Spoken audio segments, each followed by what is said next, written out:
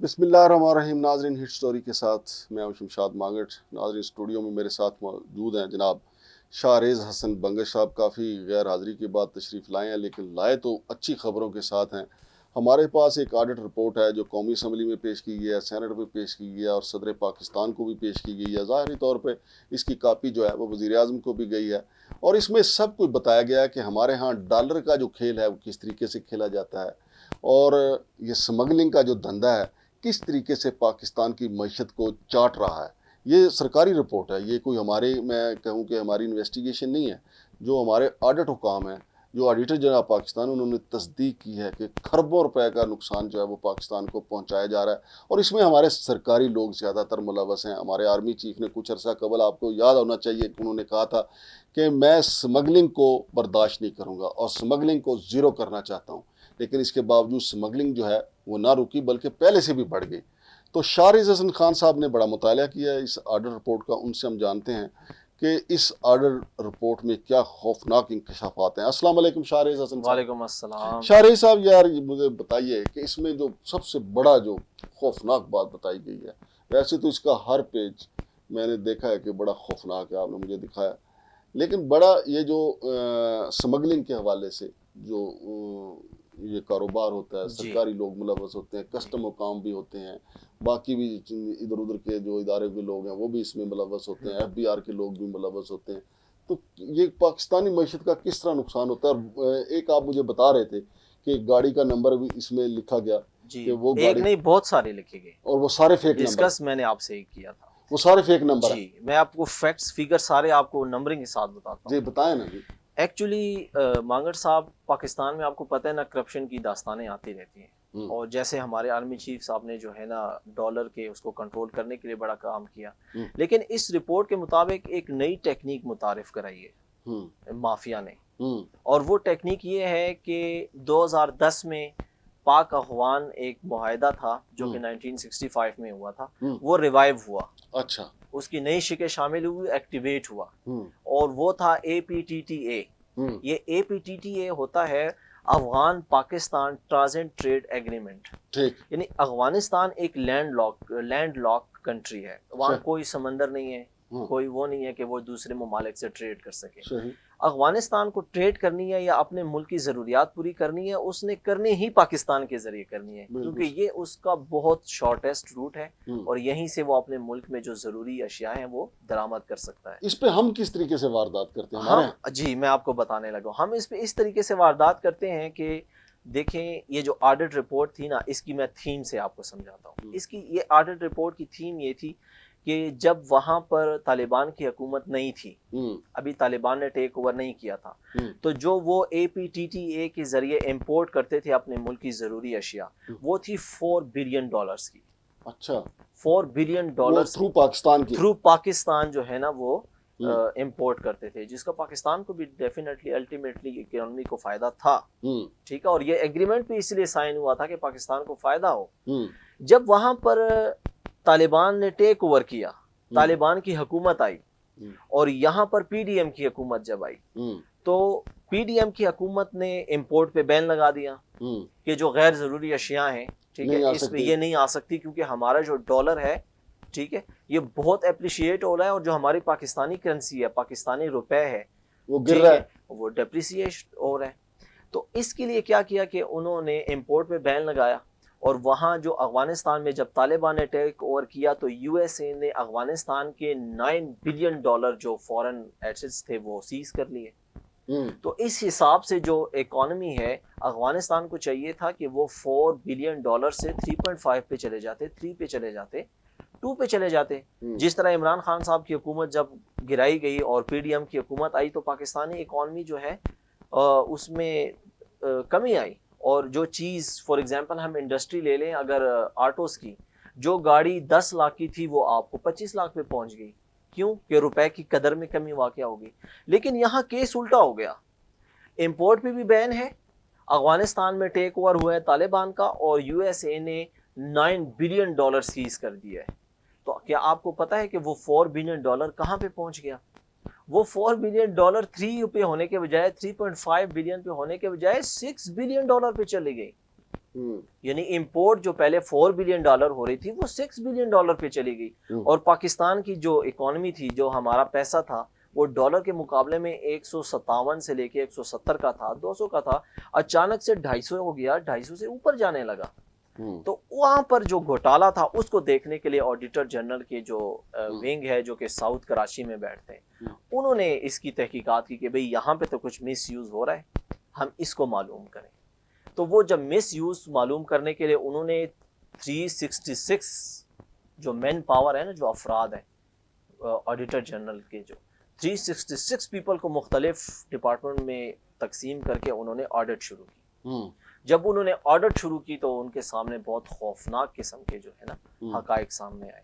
اور وہ حقائق یہ تھے کہ ہم افغانستان ہمارے تھرو جو باہر سے امپورٹ کر رہے چیزیں, ٹھیک ہے, لیٹ سپوز وہ $1 بلین کا ٹیکسٹائل کپڑا امپورٹ کرانا چاہ رہا ہے, ٹھیک ہے, تو ہمارا اس میں سے ہمارے ٹائر نکل آتے ہیں, کنٹینر آتا ہے ایک ٹیکسٹائل کا, اور اس میں سے نکلتا ہے فیبرک, نکلتا ہے امپورٹڈ فیبرک, نکلتا ہے امپورٹڈ کاسمیٹکس, کریمیں نکل رہی ہیں, یعنی کاغذوں میں لکھا ہوا ہے ٹیکسٹائل کپڑا, اور کنٹینر میں سے نکل رہا ہے ٹائر, اور کپڑا بھی پڑا ہوا ہے. ہاں, کنٹینر میں کپڑا بھی پڑا ہوا ہے, کپڑا پڑا ہے سمجھے کہ 1 پو, ہاں, اور 3 پو جو ہے وہ باقی سارا ٹائر پڑے ہوئے. اچھا, اب ایک اور افغانستان کے نام پہ رہے ہیں. ہاں, افغانستان کے نام پہ رہے ہیں, پاکستان کے نام پہ نہیں آ رہا, افغانستان کے نام پہ آ رہا ہے. تو یہ آڈٹ رپورٹ یہ کہہ رہی ہے, یہ میرے ساتھ یہ پیج نمبر 128 پہ یہ لکھا ہوا ہے. اور پھر وہ مال ادھر یہاں کی جو منڈیاں, ہاں, اس میں منڈی میں یہ کیا گھوٹالہ کرتے ہیں میں آپ کو بتاتا ہوں. وہ یہ کرتے ہیں کہ اب چونکہ انٹرنیشنل لا ہے اور دوسرے ممالک سے آپ کی ٹریڈ ہے نا, جب وہاں سے کنٹینر آیا, فار ایگزامپل یورپی یونین سے کہیں سے بھی کوئی کنٹینر آیا, آپ اس کو ڈی سیل تو نہیں کر سکتے, آپ اس کی سیلز تو نہیں نہ توڑ سکتے. تو یہ کیا کرتے ہیں کہ جب کنٹینر یہاں پہ پہنچتا ہے, ٹھیک ہے, اس کو ٹریکنگ سسٹم نہیں لگاتے. یہ ایک میں اپنی عوام کے لیے ایک چھوٹی سی بات سمجھا دیتا ہوں کہ جب اس طرح کی ٹریڈ ہوتی ہے تو ایک ٹریکنگ ڈیوائس کنٹینر پہ لگائی جاتی ہے, تاکہ وہ کنٹینر جب تک اپنے ڈیسٹینیشن پہ نہیں پہنچ جاتا, منزل پر نہیں پہنچ جاتا, اس کے ساتھ کوئی چھیڑ چھاڑ نہ کرے. جو ٹرک ہے وہ راستے میں کہیں اننیسیسری طور پر سٹاپ تو نہیں ہو رہا, ٹرک میں کوئی چوری کی واردات تو نہیں ہو گئی, یہ ساری چیزیں دیکھتا ہے ٹریکر. اصل میں یہ جو ٹریکنگ کمپنی ہے یہ ملی ہوئی ہے مافیا کے ساتھ. وہ جو گوڈز افغانستان کے نام پہ آیا ہے اس میں ہمارے مافیا کا بھی سامان پڑا ہے. وہ ان لوڈ کرنے کا طریقہ یہ ہے کہ یہ ٹریکنگ آئی ڈی کنٹینر پہ لگاتے ہی نہیں ہے. کب لگاتے ہیں؟ کراچی پورٹ سے کنٹینر نکلا, ٹھیک ہے, وہ کنٹینر چلتے چلتے 16 کلومیٹر بعد رک گیا.